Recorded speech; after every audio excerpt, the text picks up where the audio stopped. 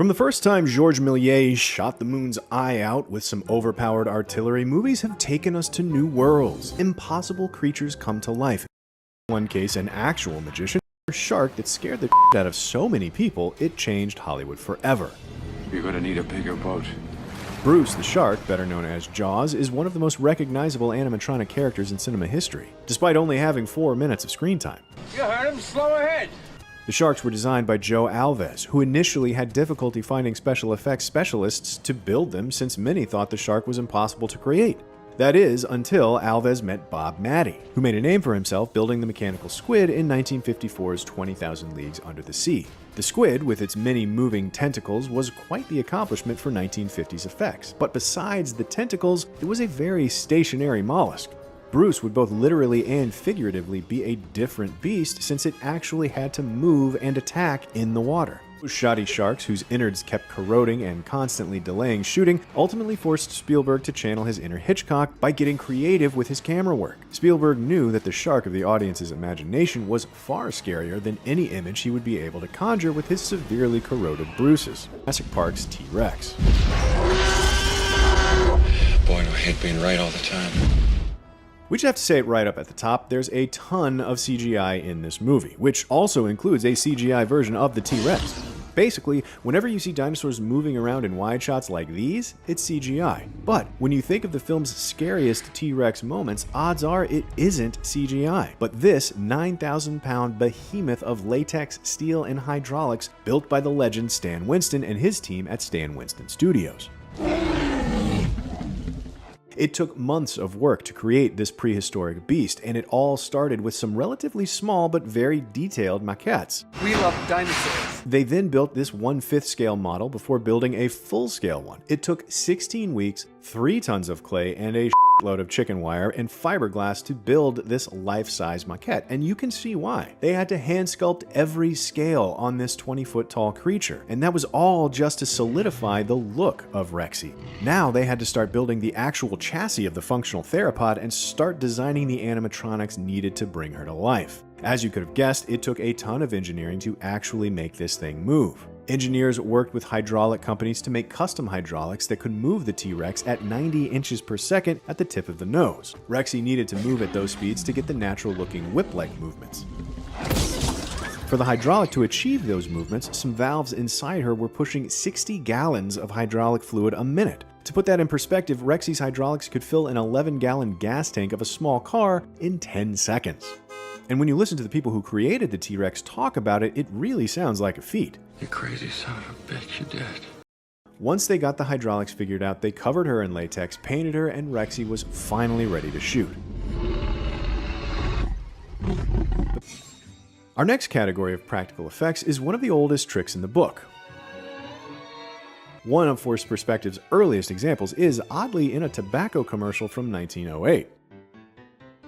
To capture this shot of the dancing tobacco fairy from Princess Nicotine, the filmmakers used a mirror placed a good distance behind the actor, which reflected a smaller image of the fairy who was actually dancing right next to the camera.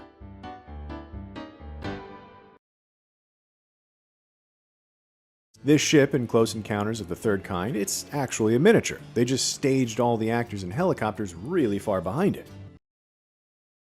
That'd be one hell of a great plan!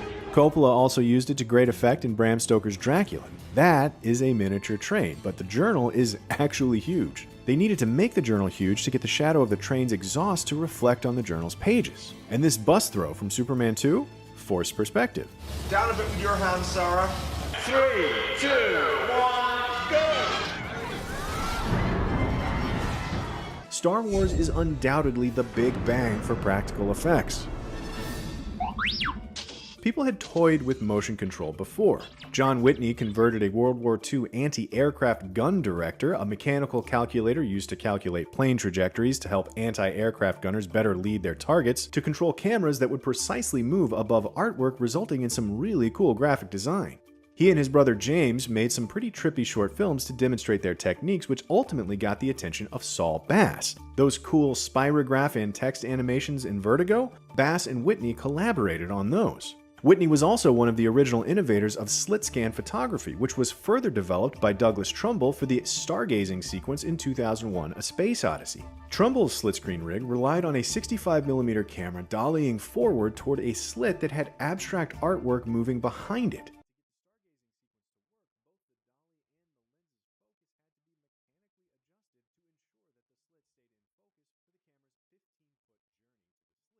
While both Trumbull and Whitney used machines to precisely control cameras, it was all done to create abstract visuals. It wasn't until George Lucas needed to come up with a new technique to photograph his space fights that motion control photography was adapted to live action.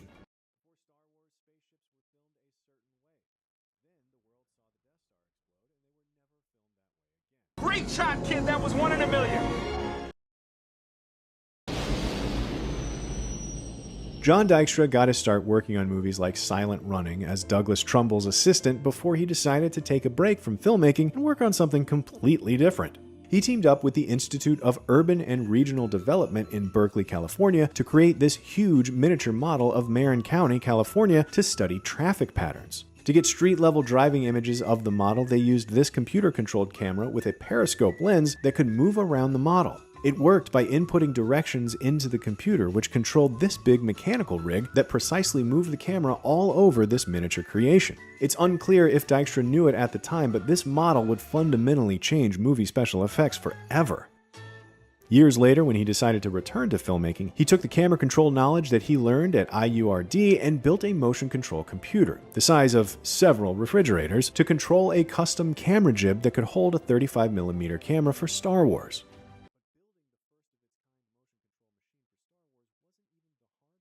The hardest part of producing the images for Star Wars was taking out the consistent smoothness that motion control built in. To get those shaky camera moves, Dykstra and his team at ILM had to manually program them into the DykstraFlex, which was a time-consuming process because the only way to control it was with knobs and buttons. But keeping the model stationary and precisely moving the camera with computers, special effects teams were now able to dramatically complicate the types of shots they could produce.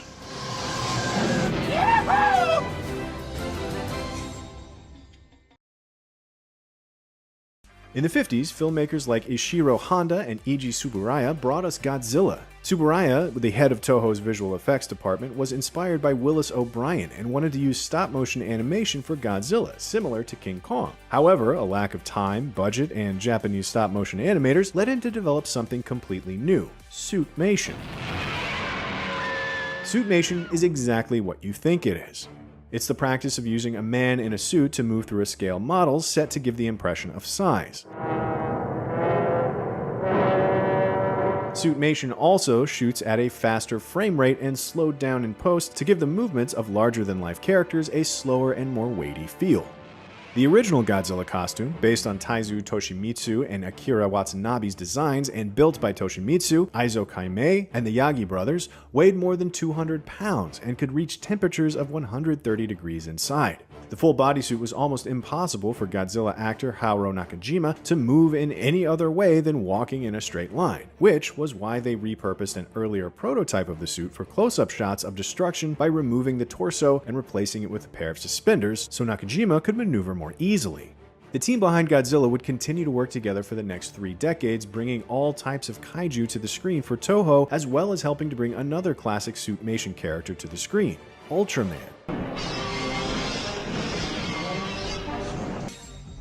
Before CGI allowed beastly titans like Godzilla and Kong to clash with photorealistic scales and dynamic hair, building-sized beasts were the exclusive domain of the stop-motion animator. Icons like Willis H. O'Brien first brought dinosaurs to life in The Lost World almost 70 years before Jurassic Park. It was O'Brien's stop-motion work on King Kong using filmmaking techniques like the Dunning process and the Williams process, which allowed live-action actors to interact with O'Brien's stop-motion figures, that changed what many thought was possible with cinematic special effects. But it was Willis O'Brien's apprentice on Mighty Joe Young that would go on to captivate audiences for decades. Ray Harryhausen became an iconic stop-motion animator himself after creating It Came From Beneath the Sea's infrastructure-crippling cephalopod and sci-fi creatures like those that inhabit the moon in First Men in the Moon. Like his mentor, Harryhausen also incorporated live-action B-roll into his work, like when he used this B-roll of planes crashing into each other during an air show to make it look like they were being shot down by his UFOs in Earth versus the Flying Saucers. He even stop-motion animated the crumbling of America's monuments frame by frame, piece by piece. Harryhausen would also go on to make classics like Clash of the Titans and The Seventh Voyage of Sinbad, the latter of which inspired Phil Tippett, the mad god who animated stop-motion elements for movies like RoboCop, Empire Strikes Back, Return of the Jedi, and Dragon Slayer. He even animated the CGI T-Rex in Jurassic Park using this crazy contraption. But let's get back to Harryhausen. While the skeleton fight in The Seventh Voyage of Sinbad set the template for sword fighting with the skeleton, it's the skeleton fight in Jason and the Argonauts that takes our top spot for stop-motion animation. The skeleton fight in Jason and the Argonauts was quite an ambitious thing to bite off because I had never animated multiple figures before. Before Ray was able to get into the studio to animate the skeletons, they first had to shoot the fight in real life with real actors, which took the actors some getting used to. This type of picture presents a big challenge to actors because they have to do what we call shadow boxing. When they perform on the set, the character that they're performing with many times is not there, and they have to imagine it to be there. Once the live-action footage was in the can, Harryhausen was then ready to implement his trademarked Dynamation. This is Dynamation. Dynamation is his original process that combines live-action footage with separately shot stop-motion animation. To merge the footage, live-action footage is rear-projected on a screen behind his miniatures table. And in front of the miniatures table is a glass plane which is used for foreground mats when needed. Frame by frame, the rear projection is advanced and the miniatures are animated as the camera captures it all, only to be rewound and photographed again with the opposite mat to expose for the foreground elements. Of course, it takes a ton of planning for Harryhausen to ensure he'd be able to match all the live-action camera angles in his stop-motion studio. But that wasn't the only reason the skeleton fight was extremely difficult to animate. Harryhausen also had to keep track of the skeleton's movements and individually pose up to 7 of them for every frame of animation. And since Harryhausen always worked alone, without assistance, the skeleton fight took over 4.5 months to animate. You have 5 appendages on each skeleton, so that means 7 times 5 is 35. You have to make 35 moves when you have 7 skeletons on the screen for 1 frame of film. And that meant at certain periods when we had all 7 skeletons in the same scene with the 3 men, I was only able to average about 13 frames a day. That's about a half second of film per day, but in the end, it was totally worth it. Technical limitations of the time may not have allowed Harryhausen to move the camera, but static shots like these are still bursting with energy. Harryhausen was truly unique among his peers when it came to special effects. No one else was making visual spectacle quite like this over his 3-decade career. It isn't on that list because it's the best at one discipline. It's on the list because it mastered all of them and as such has no equal. Back in the early 90s, it almost seemed like Skynet itself was the only computer powerful enough to photorealistically render the mimetic polyalloy of the T-1000. But this video isn't about CGI. It's about practical effects, and Terminator 2 Judgment Day's practical effects pushed the art form's limits. Scenes like T2's opening 2029 battle for LA and Sarah Connor's nuclear apocalypse nightmare didn't just rely on one practical effect. Instead, they combined everything we've already discussed in this video into a few key shots, making them some of the most complicated practical effects ever put to celluloid. Okay, so let's jump into it with this 4-second shot of 4 T-800s blasting their way across the rubble of Los Angeles. This shot is way more complex than meets the eye. The real trick is to not try to make the entire effect happen all at once. Break it up into component parts. They started by photographing the HK aerial miniatures on a landscape with some explosions. That shot was then printed and rear projected frame by frame as a stop-motion animator animates a miniature T-800 in the foreground in a way very similar to how Ray Harryhausen animated his movies. Once this second shot is done, it's also printed and projected behind some full-scale animatronic T-800s, which are the ones you see in the foreground of the shot. It's more complicated than you would think to really integrate it, and then no one knows anything was done, and then you've done your job. This shot is emblematic of the creativity and ingenuity that went into the war for LA, since it wouldn't have been possible without the coordination of seamless integration of multiple effects disciplines. In the heyday of 50s and 60s B-movie sci-fi, spaceships were generally a slight variation on the design of V-2 rocket, like in Destination Moon, flying saucers, like in Forbidden Planet, or aerodynamic and smooth surfaced, like the ships in War of the Worlds or even Planet of the Apes' Icarus. But in 1968, all that changed when Stanley Kubrick dropped 2001: A Space Odyssey. Well, let's get on with it. When it comes to 2001, there are a ton of ways in which it pioneered new frontiers in special effects. It took rotating sets to another level. The optical effects of the stargazing sequence have been mesmerizing enthusiasts for decades, and the film did an excellent job creating the illusion of weightlessness with some double-sided tape and a circular piece of glass. Ever since audiences saw the most famous match cut in the history of cinema and saw spacecraft dance across the stars to Strauss's The Blue Danube, miniature spacecraft have never looked the same. Above all else, Stanley Kubrick wanted to make a serious film where the future he presented in 2001: A Space Odyssey was as scientifically accurate as possible. To do that, he set about convincing a NASA illustrator named Harry Lang to do the ship design for the film, saying, quote, "I can get better illustrators in New York for a dime a dozen, but they don't have your ability plus your scientific background. Would you be interested in designing the ships for this film?" At NASA, Lang was the head of future projects, which meant that he was the one designing and drawing future spaceships for people like Wernher von Braun, the chief architect of the Saturn V rocket, which actually put astronauts on the moon. It was a good bet that if anyone knew what space travel would look like in 30 years, it would be Lang. Once Kubrick approved Lang's designs for ships like the Orion 3 spaceplane and the Discovery 1, it was time to build them. It took large crews working multiple months using a variety of materials like fiberglass, steel, brass, and parts from toy model kits to build all the models for the film.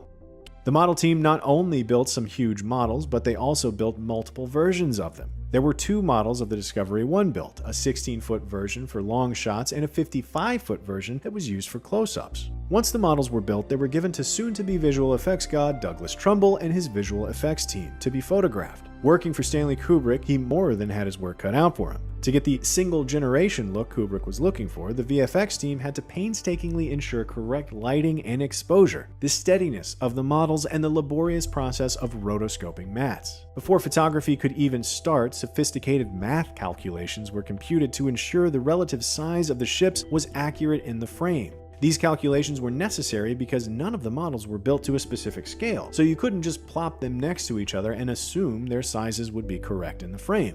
Once they figured out what size each model needed to be relative to the others, Trumbull & Co. could start the actual photography process, which came with its own set of challenges. To make the models seem less like models and more like actual spaceships, they needed to be photographed with an extremely deep depth of field. They weren't able to use tons of lights because the lighting needed to look like it came from a single point source that was 90 million miles away from the models, or as we like to call it, the sun. That meant the only option for photographing the miniatures was to take long exposures, with some taking up to 4 seconds per frame.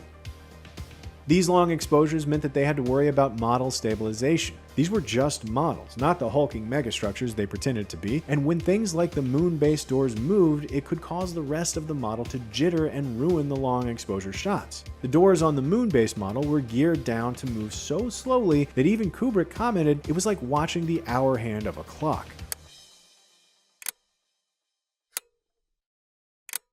Once they managed to get all the different elements of a shot into the can, it still needed to be composed into a final shot. And here's the thing. 2001: A Space Odyssey didn't use a blue screen to get their mats. Instead, rotoscope artists spent a year tracing mats on custom-built rotoscoping systems that used darkroom enlargers.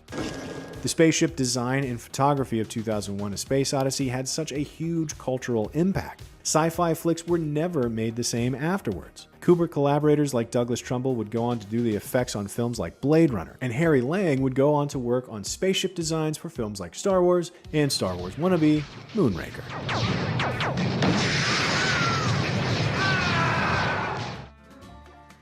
one of the earliest pioneers of special effects, the art of turning the imaginary into something tangible and filmable, started as a successful magician. That's exactly what happened in turn-of-the-century Paris when Georges Méliès, after seeing his first Lumière short in 1895, decided to buy his first motion picture camera shortly after. But it wasn't until a fateful camera jam that occurred while he was shooting on a Parisian street that Méliès discovered what magic could truly be conjured with the motion picture. After Méliès developed the film from that day, he noticed how the image changed from the last frame exposed before the jam, which featured a bus rolling down the street, instantly transformed into a hearse that was coincidentally located in the same position as the bus once the camera started rolling again. That serendipitous juxtaposition really resonated with him, and thus, the stop trick and, for all intents and purposes, special effects were born. Throughout his career, Georges Méliès created over 400 films and was an early practitioner of special effects techniques like the double exposure, split screens, dissolves, reverse shots, and even hand-painted films. On top of that, he also leveraged the theatrics from his previous career as a stage magician to really add a fantastical production design to all his films, which also helped him stand out at the time. Throughout his prolific career as a filmmaker, he managed to make one film that has stood the test of time like no other. It's been homaged and parodied countless times. It's been featured in, if not all, most filmmaking textbooks, with more than a few putting it on the cover. And it's widely considered the first science fiction film ever. For our number one pick, we have to go with the film that would arguably be considered the big bang of special effects, Georges Méliès' Le Voyage dans la Lune.